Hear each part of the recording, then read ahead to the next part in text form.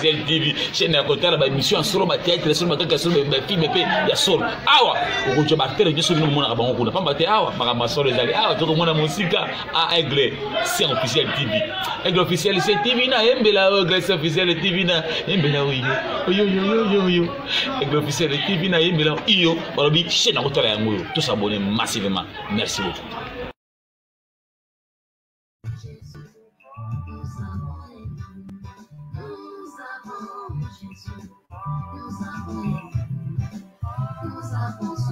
J'espère que le son est allé ou non.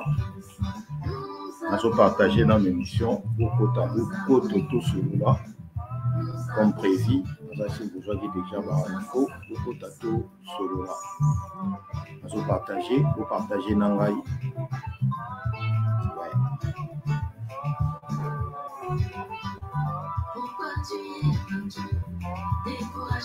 Ce que vous dites, vous partagez dans l'AI, et ça va bien. Merci déjà pour la voilà qui tout partager dans l'émission. Pour ça, tous à la aider votre sur la boca. On va la partager dans le téléphone. Vous pouvez aussi la partager et ça la bien. En tout cas, tout sur la vie, c'est vraiment important. Le monde est quand même na affiche. Et baza ba grande personne déjà en boka biso na bango toujours solo là vous partagez émission pour tous à la quand même moi et béré ceux qui fait besoin de mituna ba numéro de téléphone ezali vous pouvez ba auto solo là ba numéro pour ya téléphone ezali kazo poser ba numéro voilà ça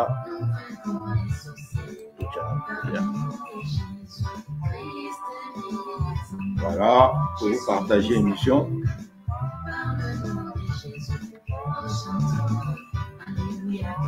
Pour partager l'émission, s'il vous plaît. Bientôt, nous allons déjà inviter la mission pour passer à la déjà prêt. Et voilà.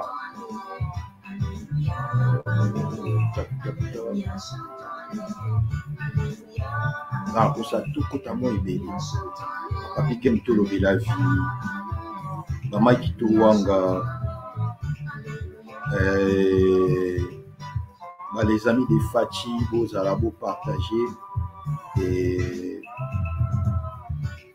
tout ça est belé. Oui, pour ça, la vie, la porte de Paris, la Tam Tam Vision, la Kinzon de la presse, et c'est de Panama, Okota, tout cela, Moka. Je suis moi tant de mon anité, Eglazaki, Libanda, Kaka, et la minute pour ça chez moi, et nous avons sur le monde des corps, si vous comprenez que nous avons pas nous avons partagé pour nous avons invité pour sur la musique. Tous ensemble pour tous sur vraiment cool. Nous avons le président King Foreman Massala actuellement en Belgique. Place Mokozambo Kazali. Nous avons balancé l'image de Mokozambo Kazali. Et nous avons toujours sur la calamité. Nous avons le président Mike Aloba. Sur la Pénaye. Et tout ça, le docteur Gilles Lobey, s'occuper à cause de la wana, à intervenir. Donc, vous partagez l'émission, vous profitez de tout ça là. Et donc, vous partager nos émissions. Comme ça, tous ensemble pour la RDC, Top Africa Magazine, il y a pour le la démocratie, Parole des sages, il y a Aigle. School of Fifth Ministry, il y a docteur qui peut tout partager, tout sur la macamou, c'est très important. De belé bazo le président Fati, de belé bazo ba sous ba bimisi même ba remer ba kofi, ba tindelenga ba audio, mais ba toana bazala toujours ba anonyme. Oui bien, ngai so nazo leka linga vraiment te globali kambu oyo eza vérifiable. So bo moninga na ye na réseau na ngai moninga na fungo le Facebook na nga. Donc, c'est que nous avons des preuves pour que solo la lelo. Du coup, tout kota tout solo là, toyeba eloni les autres passés dans la communauté congolaise. Toyeba eloni les ganambo cannabis. Toyeba pourquoi Batu Balingi est-ce que Batu Balingi va président Fati Toté. Toyeba ba injure ba makambe les autres Congo. Et ça pour la raison ni. Ça vraiment na bandeko o baza mieux placé, na zo présenter bino bango calamité, mais na linga to partager émission oyo ko to ça quand même ebélé puisque makambo ya mboka na yebi bien que eza penza surtout makambo ya mokonzi ya mboka. Eza penza makambo oyo ya biso petit peuple to ko loba te. Eza makambo ya gouvernement congolais, eza makambo ya ministre ya communication, ya information. Mais lelo makambo mboka na biso eza trop mingi partagé dans les réseaux sociaux. Au moins, les individus, le roi Babiso, le toujours sur la Kondiambo, dans les réseaux sociaux. Or, Babiso, nous surtout photos en information où ils sont direct. Mais, dans le Canabiso, tout solo la Rabasolo, et même il y a Mukondiamboka, tout solo la Ngoka dans les réseaux sociaux. Gouvernement congolais, Azosa Moussalani, est-ce que Makamou Yambo Canabiso, ils ont des réseaux sociaux? Tous les amababa RTNC. Ils ont des chaîne nationale, tous les amababa biso moto ko vanda ka boy moto na mutaolo bango na ndenge nayi. Musu so sali même audio. Ba partager pe ba audio ba tindeli pe ngai. Et puis na audio wana azako confirmer. Azako affirmer pe azako confirmer. Menga siko na tuna ba question moko tango na sala ba biloko na ba tindeli nga audio. Mais nazo tuna bango nani mutu azolo bana audio eza voix mwana mwasi mais kombo ne nani e bana rate siko botinda biloko bozo bata mapona ni tozo solango sikoyo na komi presque na suka partage na ngai po na benga déjà premier intervenant nazana au moins 3 intervenants pour na oswana bango mais na benga déjà premier intervenant qui est président Mike Alomba et naye Toko Solola pe Congo et après Kosona président Mike Alomba directement Torubenga président King Foreman Masala. Nous avons présenté Bino Bango déjà na ngai moko puisque na obenga bango nazo kotsa bango na live te nazo kotsa bango na ba fenêtre ya plateau te mais au contraire nazo benga bango par téléphone et par téléphone ndé na kosona bango puisque na bisa bango na otindela bino ba lien te on attend mais na lingaki bo intervenir na ba téléphone. Alors bino batu bozola na biso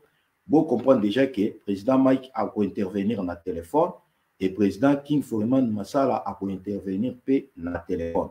Pourquoi na téléphone? Puisque na tindela ibango ba lien te et puis na bisa ibango ba ko intervenir na téléphone.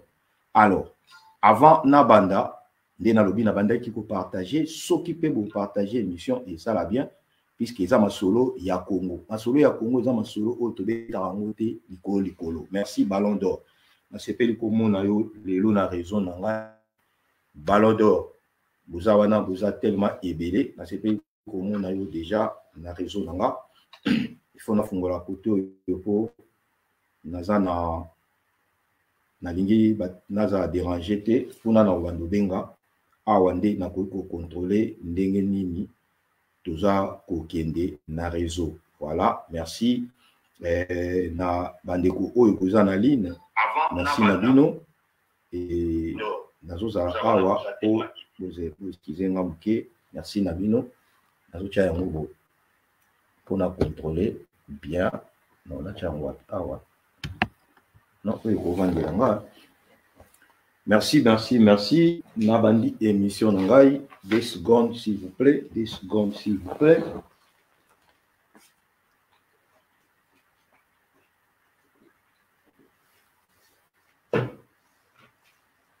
Tout ça m'a noté. 2 secondes. Et là, il y a pour aigle à ça, Moussa Naïd. Pour aigle à ça, Moussa Naïd. Ceux qui sont dans les amabés, naïbi ke bande konsus bozala nangai bokomela wanga bokomante ka na siwana ceux qui sont nangai les amabés et permettre ngai na yebane ni to sala. Bonsoir chez vous, bonsoir ba master Aigle, bonsoir communauté congolaise. Naye lelo to solo lamboka.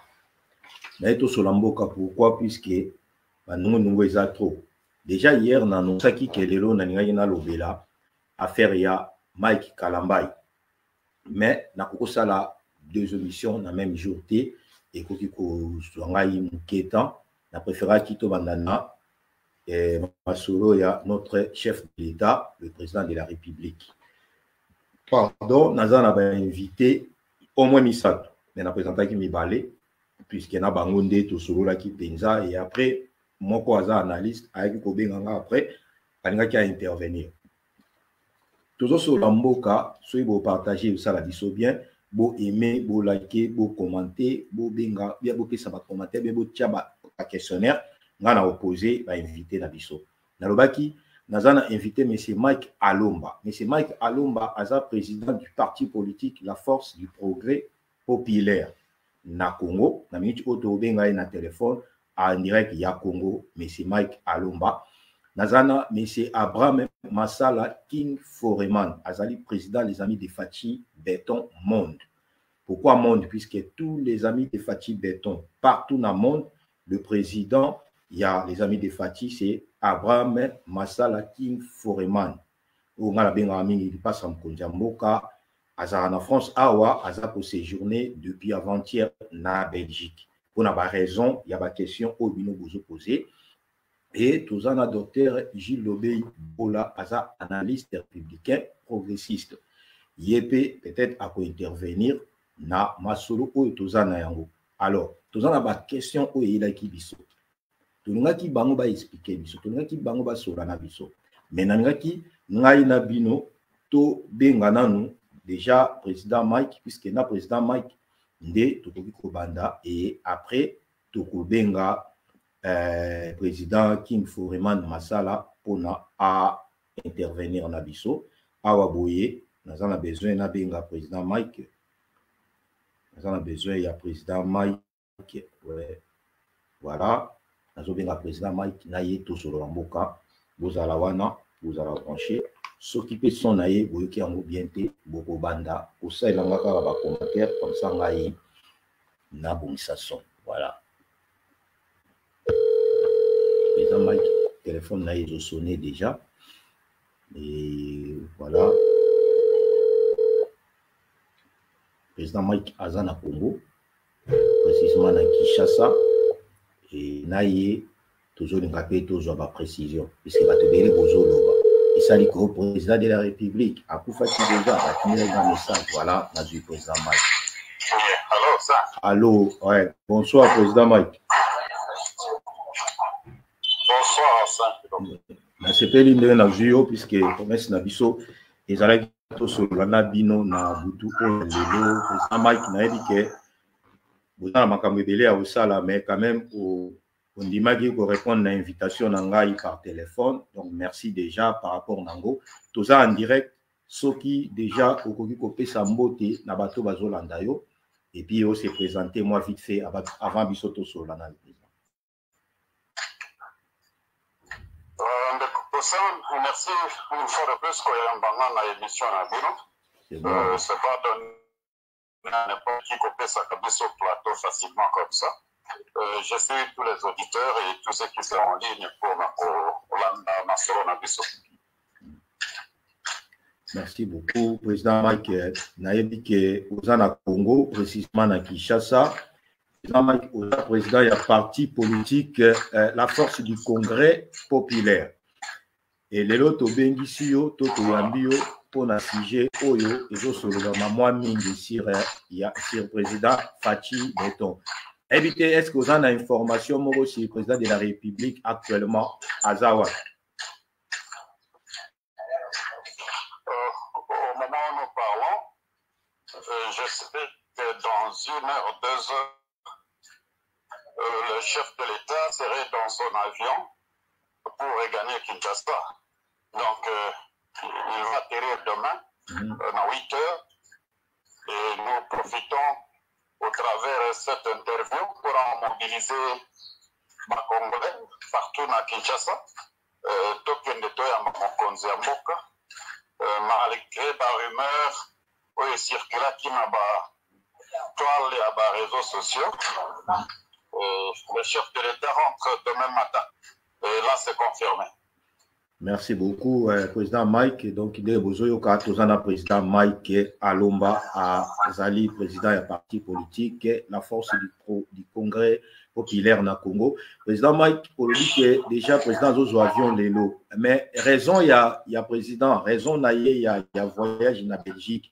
Ils ont gagné.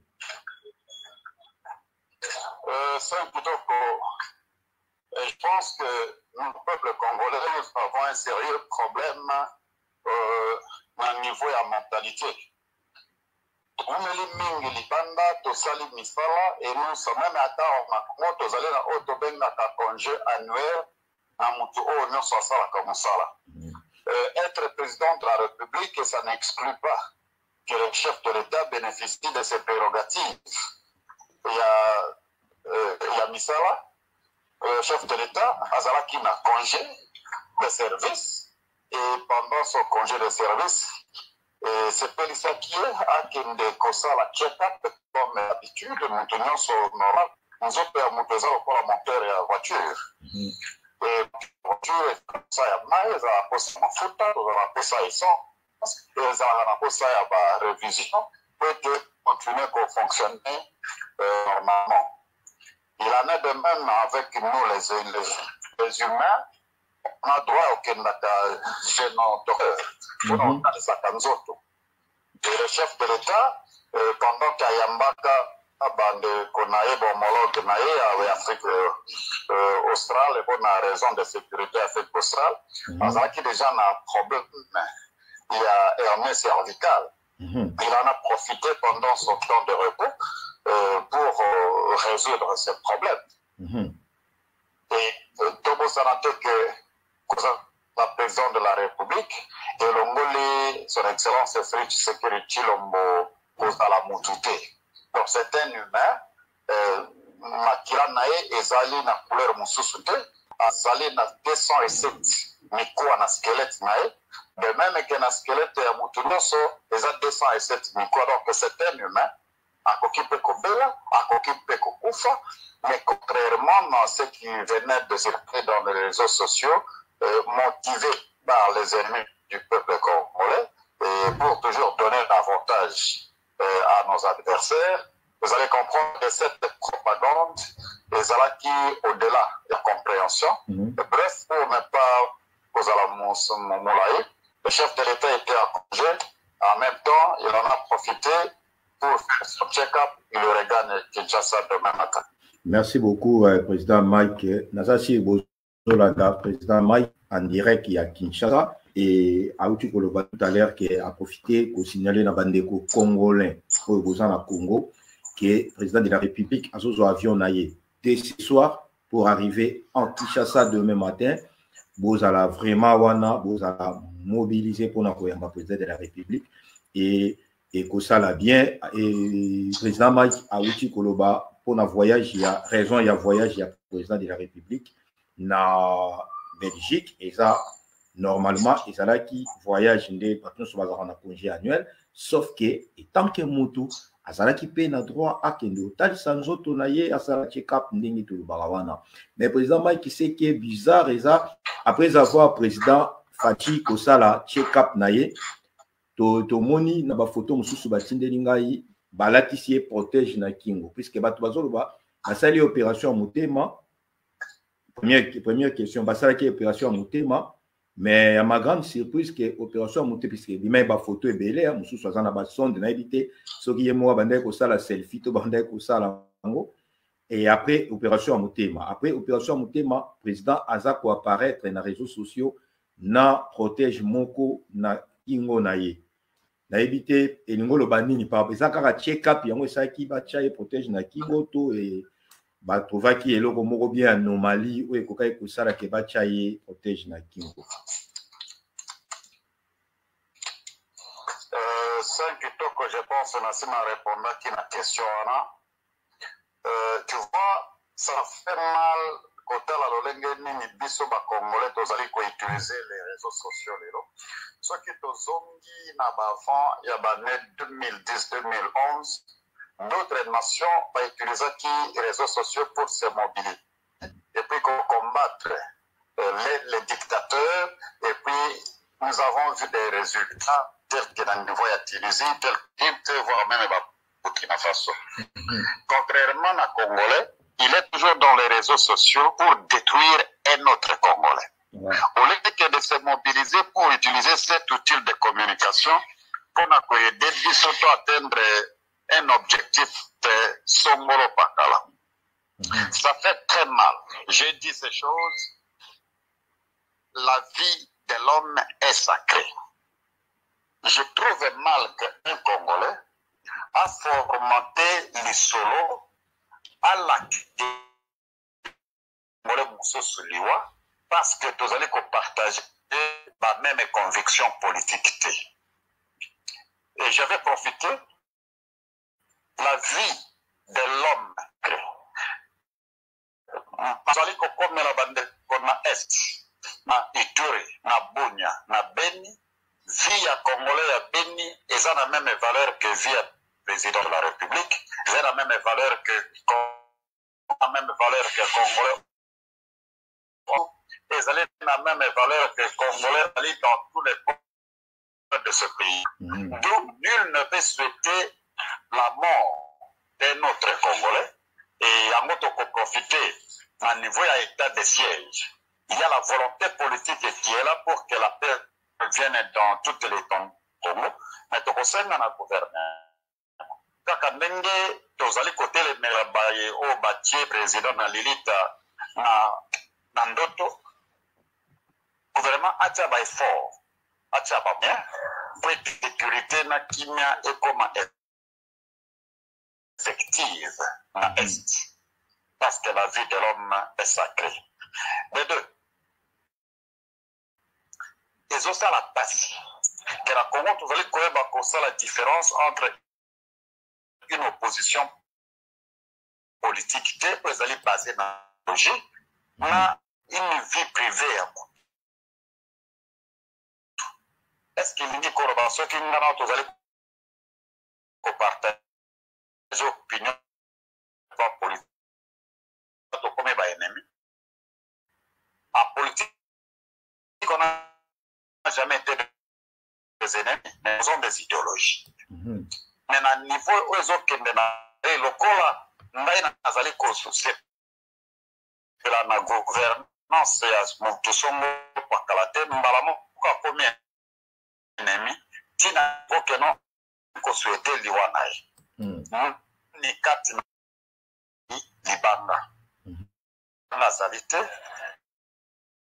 via moto ezali limba biso moko tozali ba échantillon le clé de la vie et de la mort, c'est ça. Parce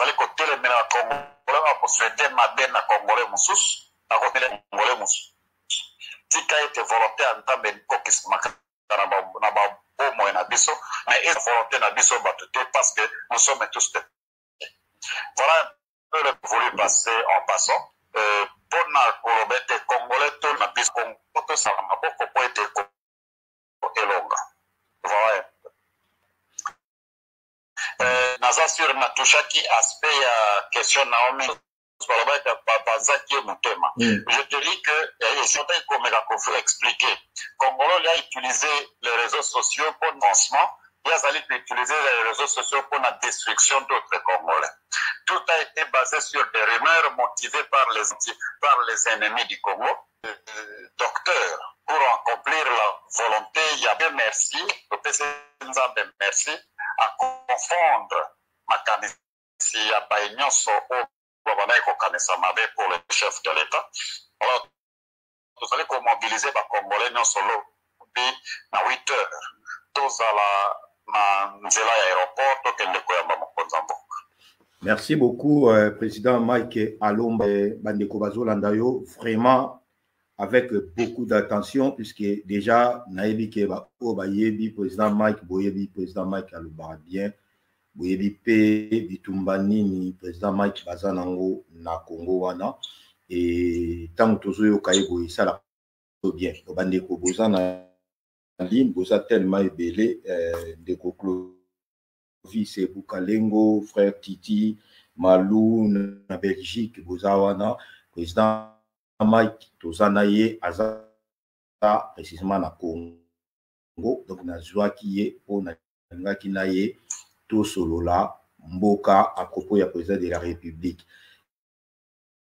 Président Mike, il est le président du parti politique, la force du Congrès populaire pour nous rappeler Bandeko Oyo, Bazoya Sima. Et président Mike Nanina Tikayo, puisque n'a vraiment la question est belée et opposée, mais sauf que Natikayo pour nous jouer comme sous déjà au lobby, et ça déjà sous pour Natikayo. Et génie n'est aussi salama na classe politique ya Congo. Génie n'est aussi salama puisque côté Moussou, Tozo a déjà que PPRD Bazo se préparé Joseph Kabila président de la République en 2023 et puis Baza vraiment à cet glissement exacté. Mais quelque part ils ont mon année élection on est aux arrêtés. À part Wana, donc na tout ni par rapport à géopolitique. À part Wana, ben formation non sur le président de la République. Ils semblent être, tout à l'heure, qu'ils ont bimaka dans les réseaux sociaux. Parce que les Congolais, on dira, tout ça. Mais, n'a évité, bino bat besoin dans le Congo, est-ce que vous avez équipé dans la chaîne na TNC? Malobela ni pour nous par rapport à voyage naïe. Makambu dans les réseaux sociaux, est-ce que Bissonde fallait informer Batou, état de santé de la République, to vie à président de la République, to Ezalaki, peut-être gouvernement congolais, à Kokaki, ko informer Batou pour baser la mémoire moko ya Kokita. Donc, nous avons sûr que ce n'est quand monsieur est clair.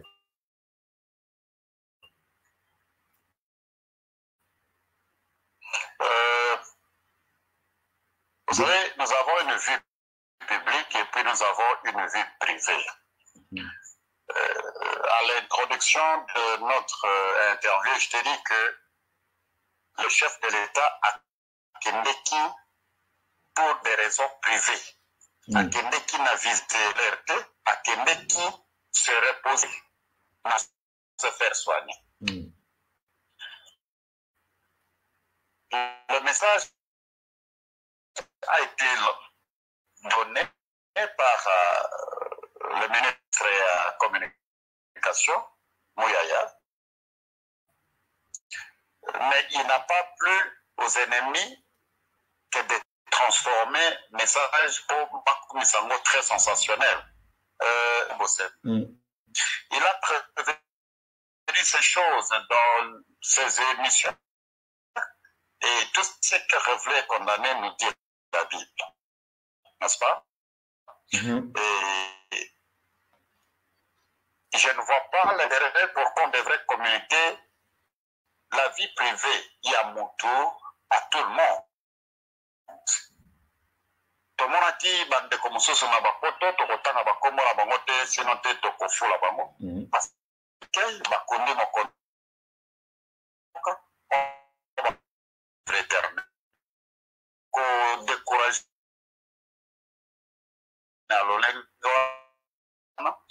Congo, il faut que Congolais, il faut que la turbulence politique aux alliés dans Mboka, vous savez que ceux qui Congolais ont vie à pauvreté à Yemoko. Ils ont 18 ans au Basali Namboka. Baebi et Batika Kimboka. Et ceux qui Congolais allaient pour rêver que Bissotto de Matozon dans les sources en Égypte. Et voilà. Donc, nous sommes complices d'un malheur et en Mboka. Mais je vous dis que ces choses ne vont jamais y arriver. Et pour chuter, nous préparons les élections pour 2023. À la rentrée parlementaire, il y a 8 conditions que la CENI a décidé pour que tous en aient bonnes élections. Donc, on a encore un peu du temps. Ceux qui vont travailler dans et notre moyen, je pense qu'on y arriverait. Mais notre souci majeur on a besoin de bonnes élections. Tu as une élection quantique en 2006, tu as une élection quantique en 2011, tu as une élection de bonnes élections. Tout le Congo a 100 millions d'habitants. Il faut savoir, il y a combien de Congolais dans la diaspora, il y a combien de Congolais identifiés pour la première fois. C'est comme ça. Combien de Congolais ce peuple, combien ce sont Congolais et combien ont voté. C'est les deux n'a pas préalable. Des bonnes élections, voilà un peu, mais c'est vrai que les élections auront lieu, mais nous souhaitons que tout le préalable. Merci beaucoup, Président Mike. Vous en avez occupation. Vous en avez du carabino, les sous-sous, tous en avez sur le sous-sous. Peut-être vous voulez ajouter quelque chose pour nous abandonner. Vas-y, on a couvert quelque chose. Le problème est à besoins médicaux, nous avons problème économique et même turbulence politique. D'où les réactions de d'autres Congolais se justifient par leur frustration. Nous tous aussi, nous avons revoir son approche par rapport à l'agenda social le Congolais dans son ensemble. Sinon, c'est à cause de la pauvreté, c'est à cause de la crise, c'est à cause de la souffrance, c'est à cause du chômage, c'est à cause de beaucoup de points. Comme ici, les Congolais, peut-être comme à monter Mamabé, comme un envers un autre Congolais, nous demandons au gouvernement de prendre les responsabilités et d'accomplir ce tâche pour les Congolais à se retrouver. Donc, à quelque part, le malheur est bon. On va réagir ça qui façon va réagir ça qui autres allaient condamner peuvent se justifier par rapport à la condition de vie au peuple congolais à Zalé Komene. Or que doivent faire rapport à ce peuple et de recevoir à mon côté Namboka aille pas juguler le personnel occuper la poste d'importance nationale pas le rendement à Bango par rapport à service aux basaliques délivrer, sinon la frustration du peuple est augmentée et puis cohésion est causalité. Voilà un peu le message qu'il a lancé un gouvernement. Et quand nous, le peuple congolais, nous n'avons pas un autre pays, d'où peu importe nos problèmes, nous devons savoir comment régler avec amour, dans l'unité. C'est comme ça que Tokokangela Monguna porte. Donc, pour finir, Bana Congo, Simbana Maboko, Congo et Longa. Je vous remercie. Bana Congo, to Simbana Maboko, Congo et Longa, et Iwana et Zalaka, souvent, de Tolobaka slogan, il y a président Mike, président, il y a parti politique, la force du Congrès populaire. Merci beaucoup, président Mike. Toyebi ke toza toujours nayo et tokozoyo sous Sumbala Sima. Merci beaucoup. Merci. Voilà, Bouti Kolanda, président Mike. Ça sûr que Boyoki Ndenge Ndeko Azo Solola. Et président Mike, pour nous expliquer bien, ce sont de Jean Oyo, Babandi Komba Oyo, Kala. Kala, soy nazolo ba Kala puisque nayebi. Babundi nango libanda, babundi na yango na ba forme tout, ba intervenir na makambo ebele, babundi même na ba gouvernement sud-africain par rapport ya ba congolais na kati ya diaspora sud-africain. Et le président Mike Azana Congo Kinshasa toujours pour na kubunda pour na mboka na ye. Et boyoki ndenge alobi. Pourquoi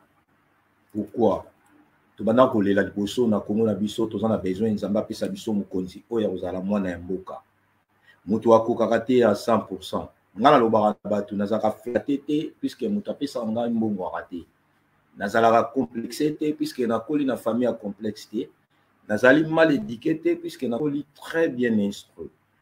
C'est-à-dire que soki lelo mutu aza ko sepela na malheur ya mutu c'est que aza mutu mabe. Soki lelo mutu azo sepela na liwa ya mutu c'est que aza mutu mabe. Et liwa ya nani oyo biso ba congolais tozo linga to sepela nango eza liwa ya président de la république. Soki lelo mukonzi ya mboka akufi yo place au vandi au lelato au partager mon forme ni to ba mo konja kufi au partager mon forme ni au partager mon mawato au partager avec champagne na maboko et tangu yo zo senga liwa ya mukonzi ya mboka ya Congo po yo okotika la libanga to yo pe okufaka mukolo moko et tangu yo zo senga liwa ya mukonzi ya mboka Congo ozo penser après ye derrière mukonzi ya mboka ya Congo batia nani oyo ozala parfait pour abongisa Congo nani oyo akozala irréprochable mbala moko akotia bani ko sa makambo dele et il est vrai gata on alobaka so place mo na moni mabe ezali il faut bien alobaka mukonzi vie tala biso koto mais ya kokoma tina niveau ya kosenga liwa ya mukonzi ya mboka je pense pas que c'est important nazo benga King Foreman président les amis de Fachi monde puisque Azam ami de Fachi partout le président des amis de Fachi monde nazo bengaye nazo kotisa président des amis de Fachi naye to solo la existence ya mokonzi mais avant benga King Foreman ngai na balancer image moko kaka ya Chweke kozaki na ndeko moko batininga audio na audio balobi ke président akufaki depuis le 7 na audio na koyo kisabino président akufaki depuis le 7 ba wana bazo sala bazo kindi bazo sala soki ni bandeko musu babenga me ego zolo ba mama mukonzi te na bisi bandeko na bi ngai na lobanga likambo soki na preuve so na na preuve te na lobanga likambo te hier président King Foreman azaki na live na Belgique ils ndeko moko aza combattant on dirait babundi na bango ensemble ko na bandeko na ba intervention ba commentaire ndeko wana lobi so ibala kiseka image ya 5 secondes ya mukonzi mboka ki aza en vie atiki komba ye abi soki balakisi ka 5 secondes atiki komba sikongala zo lakisa image ya mukonzi mboka ponde kuwana autika komba mais na robina King Foreman ne ako expliquer biso les restes to la nan image ya mukonzi mboka na Belgique ayambaki ba étudiant et asolaki na bango voilà. Amen. Amen. Béton d'amour. Béton de Nazareth. Béton de Nazareth. Très bien.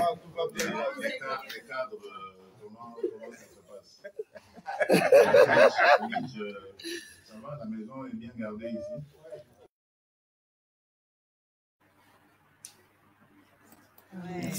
Encore. Amen. Amen. Béton. Béton d'amour. Béton de Nazareth. Béton de Nazareth. Très bien. Les cadres, comment ça se passe? Ça va, la maison est bien gardée ici. Voilà. Bolandi, nazo benga King Foreman, président des amis de Fachi. Mon image, il y a président Fachi. Alobi, heureusement que je suis en vie.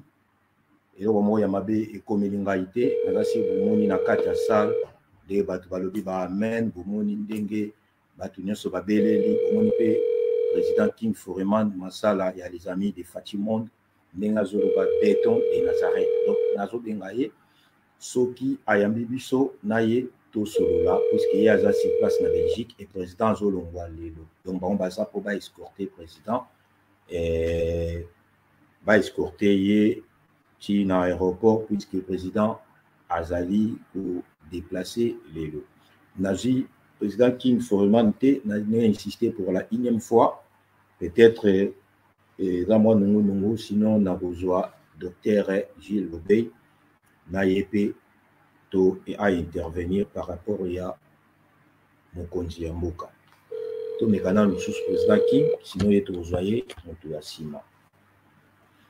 Voilà donc na bande koloba toza na mboka moko oyo peuple congolais il faut avoir conscience toza na mboka moko oyo il faut congolais aiba ko se soutenir. Moto moko azali ange na mokili azate moto nyonso aza na objectif et après ngana lobaka ke ki bokonzi euta repa ya Nzambe ata eza na forme nini Nzambe ayebi lelo na yo air na yo temps na yo makambo surtout ekokoma na vie mais epa na biso tosesusi na vraiment te epa na biso tolini mingi mabe ya mosusu po mosusu asepela ce qui est bizarre ce qui président la République akufi yo oyo oza na besoin président akufa ozwa nini na kati soki président lelo akufi mpona yo ozoganye nini na kati wana eloko nga nazolinga vraiment tomeka kocomprendre et pourquoi oza na besoin mokonzi ya mboka akufa po feti ya nini osala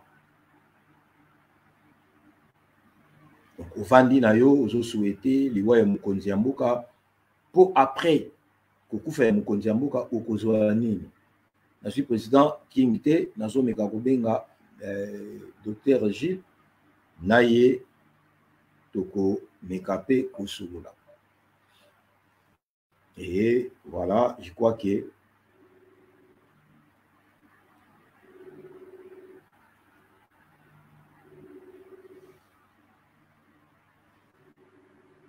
tozobenga Dr Gilles nabenga na WhatsApp puisque naza sûr que ekokende biso bien. Voilà, Dr Gilles. Ouais, on est là, je vais voir.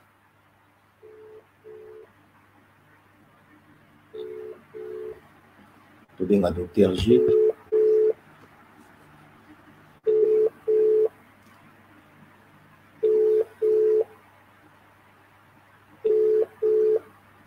Je crois président King Foreman, puisque Nabisa Libino Azan à Belgique, Azan vraiment occupé dans Makambo ya Mukonzi. Mais à Sinala Gengai que on a bien gagné dès que possible. Sauf que Dr Gilles, Ozo Yamba Fonte, Nazasi, Nayebi Kozananga na ligne, Ozo Yamba Fonte. Ce qui Ozo Yamba te, nous allons obliger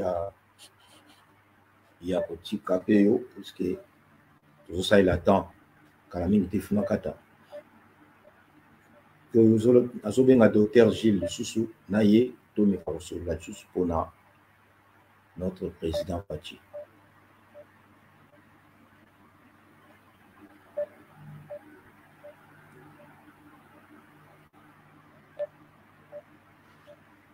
Dr Gilles Ozo Yamba Fonte nayebi kozolanda nga en direct mais ozo yamba fonte nayebi te zo eza le même fond ozo sale là mais j'essaie encore pour la unième fois de voir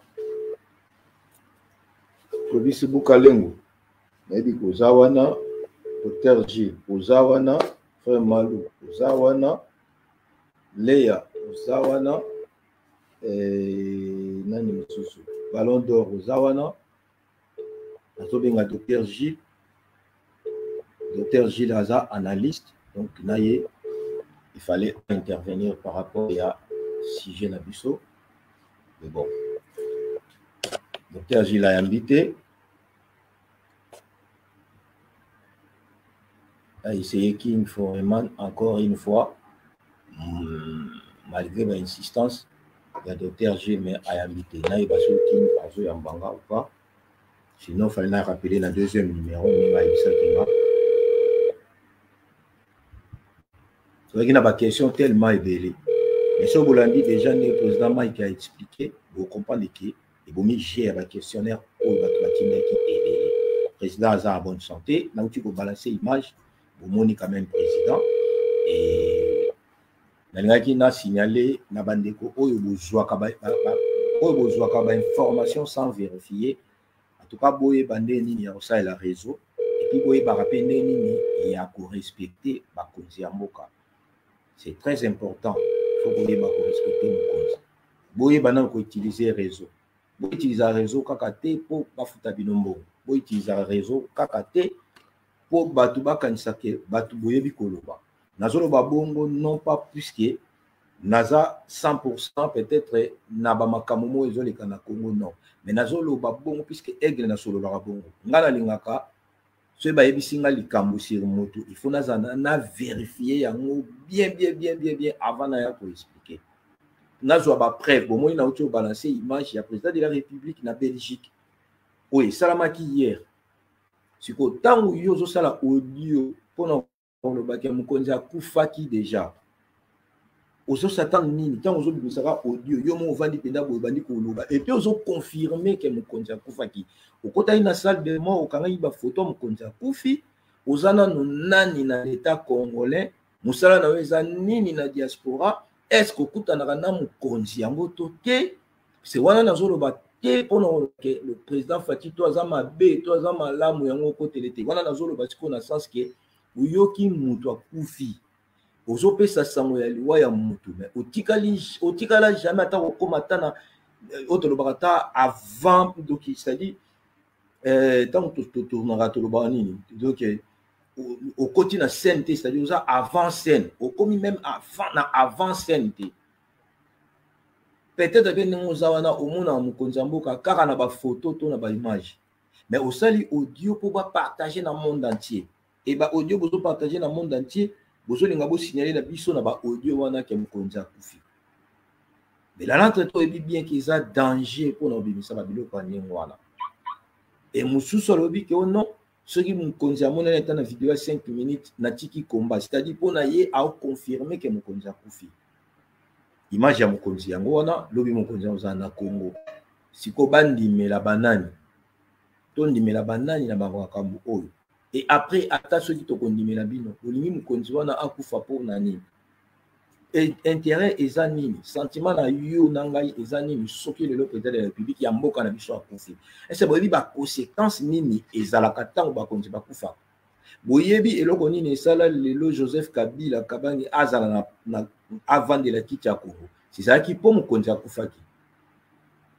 pour mukonzi akufaki soki Laurent Désiré Kabila akufaka te Joseph alingaka vanda te même ba mafinga ni surtout to finga ye wana to loba to ngai to sala ngote mais tango ayaki avanda na kiti bato combien babengaka Moïse ba prophétie combien bato babimisaka pona Joseph Kabila lelo Joseph akoma moto mabe mais conséquence to cause ya tout ce que tozo vivre lelo na Congo wana to koma kolobesa pona Joseph Kabila mais pourquoi Joseph Kabila et pourquoi Joseph Kabila vanda na pouvoir pour mokonzi akufaki et lelo sous beaucoup na besoin mokonzi akufa est-ce que boyebi conséquence ce qui le président de la République akufi brusquement boyebi conséquence surtout dans les pays ya babiso oyo eza déjà na ba désordre pendant la biso tina mutasuka baza ko yiba bambongo pa o bazo yiba na l'état bazo kangate bazo tika bango ba o ba bomi na l'état bazo kangate bazo tika bango mais ba innocent de bazo souffrir na ba prison na ba makambo ebele est-ce que boyebi lelo soki président de la République na mama solo bozo beta ya ko ya ba libanda na soki lelo komeli boyebi conséquence nini eza derrière liwa ya mukonzi mboka tango bozo so ba vidéo tango bosala ba bozo sala ba audio wana ba voice pe bozo partager yango bozo partager pour mutu sur place azali amona ke oui bino nde mutu boyebi ko partager bino nde mutu boyebi peut-être information vraie à président de la République si quoi information vraie bo pesa yi batu président ye wana azali information vraie bo pesa ki batu président lobia ozana Congo information vraie bo pesa ki batu président ye wana bo monayi siko tolobani siko tolobani toloba siko nini nani bozo sepela na malheur ya mukonzi mboka pourquoi parce que ya ko kufaza mo autika la terre aza immortel te biso tout muta oza immortel oza la terre allô désolé tous à mukonzi bima so na za na téléphone ils ont beaucoup posé question na répondre bino na moi quelques minutes tu peux poser question. Bon, merci beaucoup. Merci beaucoup, King Foreman. Boyoki na epsa yibino ke azo yambate puisque aza penza na mukonzi, baza ko escorter mukonzi kwa kendelelo. King Foreman, merci déjà na comme kara au lobby na comprendre déjà que bandeko balandi tout ça. Yo yebisaka bandeko. Pesa banka un message que bozana mukonzi et puis bozo escorter. Kona sina balasaki image na ye oyo bozaki ensemble na kati ya ça. Ok, bonjour peuple congolais, bonjour bandeko na biso. Na kosenga bolimbisi boso na ndenge na koloba mokie. Une fois so mokonzi apimi na longo na ligne On a Kinshasa, Togitike maintenant. On s'est présenté comme on a Abraham Masala. On a très connu na combo ya King Foreman Masala. On a présent les amis de Fatih Béton. Dans le monde. Merci beaucoup. Et ça, la question, on pour répondre rapidement, s'il vous plaît. Oui, King Foreman, question. Par rapport à Mokonjamboka, est-ce que Mokonjamboka Zalaki opéré? Est-ce que Mokonjamboka Nenge Ayaki va opérer qui est mon thème ou bien Mokonjamboka Ayaki qu'on n'a pas raison, Moko privé?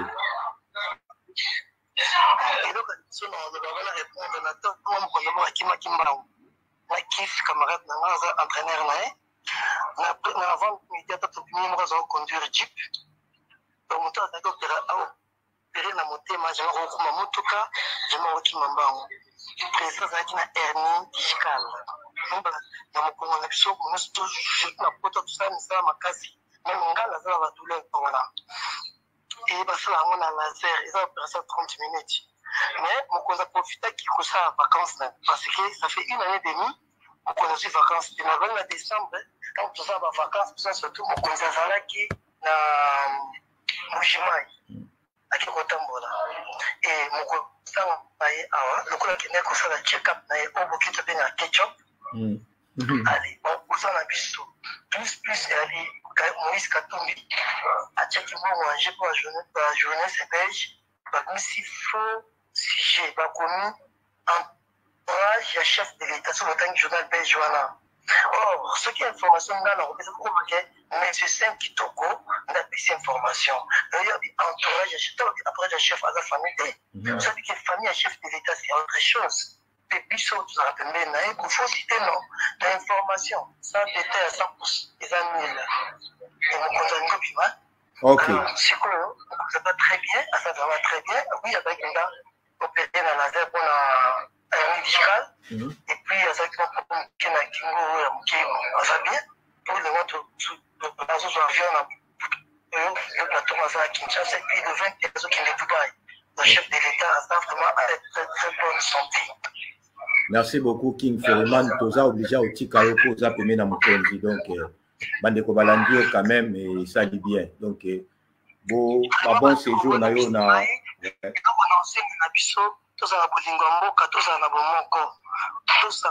Soutenir chef de l'État, soutenir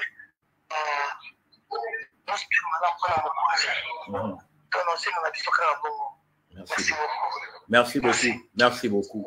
Voilà. Merci beaucoup, King Foreman. Merci.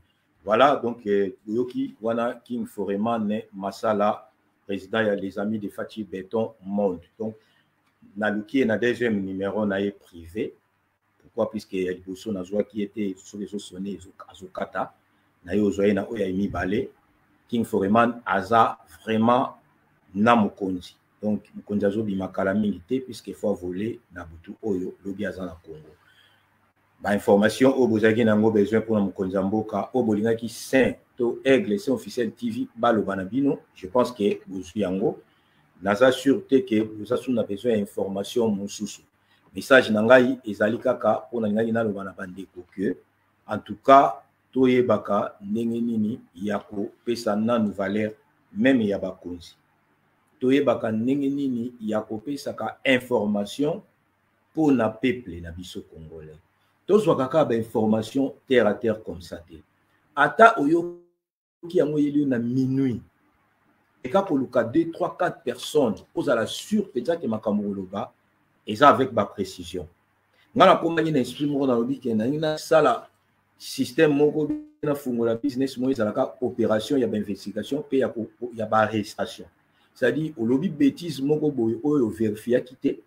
Nga soki naza déjà na ba papier naza na mukanda na ko même ko funda na l'état o za ba kangi yo puisque ça m'a comme sous ba information et zo bebs. Faut pas comprendre que ba information est déformée ma belé na ba vie na biso. Ils ont pas mal ba musu sizala bolobi bino bon ka bolobi mais ça na ba impact na ba vie ba tebele. Ka ba maloba oyo e panza makambo ebele. C'est-à-dire todo sala ba émission, todo solo la ba mboka, todo solo na ba internet, todo solo na ba YouTube. Mais ce qui va payer sur information, et tant que mutu oyo okoki ko pesa information na mboka, Et tant que mutu oyo ozali éducateur ya masse, tant que le barabo, tant que le barabo, balandaka ebele pe ba partager ko comme même dans ma million de vie. Il faut que yeba makamini tozolo. Tozo fingama, to komi ko bimisa mi tout na biso ko to amayele te puisque tozora kaka oyoki mamo OK. C'est-à-dire que information le congolais et comment le quoi moi na moi si o ya zaka songi. Bon, moi, je suis à Songi, Songi, à Songi, qui a dit eh, boyo quitté, ni nanana, mais azan information, va être. Ngata, on va bien, on va bien, t'as la information, on même audio, on a fait qu'il est 7. Vous avez précisé la date qui a fait qu'il est, c'est-à-dire sans vérification. Et tant on a un audio, bon, on a un talo bien, on a un anonyme. Bon, pesanga y na numéro, na ina bengaye, a qui est dans la salle de mort, a joué la vidéo, puisque on a un image. Mais pourquoi tout ça pourquoi tout le la malamu à 100%? Yo ozo landanga tonga onazoloba. Est-ce que naza malamu à 100%? Yo ozo loba wana ozo est-ce que naza malamu à 100%? To loba to koloba. To déclarer autoko, to réclamer même ba droit na biso na ba l'état na biso. Mais to koki ko boma mututé. Tu crois que c'est pas jamais na problème. On a le bail avant la Joaquin Foreman na le bail au moment on a vu que tant bozoli nga président de la République a kufa. Et c'est boyebi derrière les wa ya mukonza mboka makami ni salama. Ba ozwa pe ka inconnu mo ba poser les biso sous na Congo wana. Ba ozwa pe ka mutu mo ba tie wana. Et après to bandi lisusu ke non Moïse yende après to benga Kabila Moïse. Après to comment obenge diable. Lelo na ngwa linga Kabila azonga na pouvoir. Tout le monde président Mike Auchikolo bato ba olinga zonga pouvoir c'est qui va tout et salaté. Si content tous olinga sous président Félix et alonga na pouvoir tout olinga kutu alonga te mais to olinga kufa. Tant tous olinga kufa ozo kanisa bacha nani na kati ya kichwana.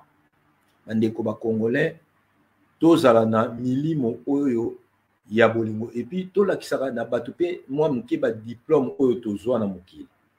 To la kisaka na bato pe quand même d'éducation oyo tozwa na mokili. To loba oyo tokoloba to réclamer ba droit na biso to telemela po eza bongo na monde ba telemela même pas président et to loba na démocratie c'est ça. Mais to souhaiter que mokonzi ya mboka il faut kufa. Osoka kufi yo tikala te yo ko kufa. Mais soka kufi boyebi ba ko tiela bino nani. Na minute o nani aza préparé déjà o bino bozo kanisa kaza préparé lobi po avant na kichwana. Nani. Tozaki na 5 kitoko l'aigle de l'éternel, il y a Istin de Jésus kitoko, aigle c'est officiel TV, nato solo lamboka, nazaki na ba invité Mibale, Monsieur Mike Alomba, oyaza président, il y a parti politique la force du Congrès populaire, aza ko séjourner na Kinshasa na RDC, tozalaki na président Abraham Masala King Foreman, il passe à Mkonzi Mboka, président des amis de Fatih Béton Monde, oyo azo séjourner na minute po na Belgique pe azali wana po ba escorter président de la République pour le président azala na Congo. Et là biso to limite to retenir ezake président aza à bonne santé, azaki na voyage na ye ya vacances mais a passaki par check-up et na check-up na ye anomalie ezalaki ba ki obligé ba opérer mais zaki muté maté. Et là déjà les bossu zaki muté maté. Donc to longola ba rumeur to sepelaka na liwa ya mutu te to fingaka mokonzi ya mboka te eza komilakela mamabe to réclamer ba droit na biso ndenge bana balekama pa ba parents na bango eza ba droit mais ya kofinga bafingaka parent te bafingaka mokonzi te basouetaka liwa ya mutu te pour ne pas dire ya mokonzi mais liwa déjà ya ngai bakosouete te nga na kufa na souete te yo okufa. Tous prier que Nzambe asala ye bolamu, Nzambe asunga ye, Nzambe afungolele mayele, Nzambe bakisa mayele, Nzambe afungola ba porte. Na makambo to akutani nango to ya mabeto ya malamu ezala implici ya vie na ye ke et permettre ye ayeba nani baza derrière ye. To prier que soki tozomona e pa mokonzi makambo esimba te Nzambe aza capable ya kokomisa makambo esimba po biso lo bito congolais asepela na mboka na ye. C'est ça prière au biso to ko sala. Mais eza ko exclure biso te ya ko réclamer ba droit na biso. C'est ça oyo ngai na ngaki na loba, il y avait vraiment beaucoup à dire mais sauf que tozu ba intervenant ba meki quand même pour expliquer biso na moi me pousser tout na moi moulai situation ya président de la République et ngai na ozala obligé ya kotika bino po nalingaki bo comprendre que président son excellence azali en vie na kozala na émission na King Foreman Masala na retour na ya France et na ye tokobeka lisusu kobeta na solo sur les chefs de l'État nazoti ya bino image pour la dernière fois bon mon ndenge chef de l'État yemoko a s'exprimaki. Merci beaucoup pour na bandeko oyo ozalaki na biso. Amen. Amen. Béton. Béton d'amour. Béton de Nazareth. Béton de Nazareth. Très bien.